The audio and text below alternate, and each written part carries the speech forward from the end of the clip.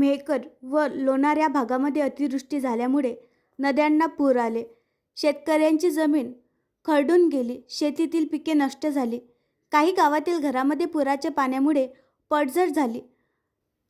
डोणगावला अतिवृष्टीमुळे जो पूर आला त्यामुळे डोणगावमधील शेलगाव पार, अंधारवाडी, लक्ष्मीनगर, हिमायतनगर या भागामध्ये राहणाऱ्या लोकांच्या घरामध्ये पुराचे जवळजवळ 4-5 फूट पाणी साचले व त्यामुळे त्यांचे खूप मोठे नुकसान झालेले आहे. आज डोणगाव येथे माननीय लक्ष्मणदादा घुमरे व त्यांच्यासोबत माननीय नंदूभाऊ बोरे, माननीय नाझीमभाई कुरेशी, डॉक्टर शेषराव बदर, माननीय विनायक टाले या पदाधिकाऱ्यांनी शेलगाव पार, अंधारवाडी भागामध्ये जाऊन पडझड झालेल्या घरांची पाहणी केली. पूरग्रस्त लोकांना दिलासा दिला. या संदर्भात लवकरच शासन त्यांना नुकसान भरपाई देण्यासाठी पाऊल उचलतील याकरता आम्ही सुद्धा शासन दरबारी दाद मागू असे आश्वासन त्यांनी दिले.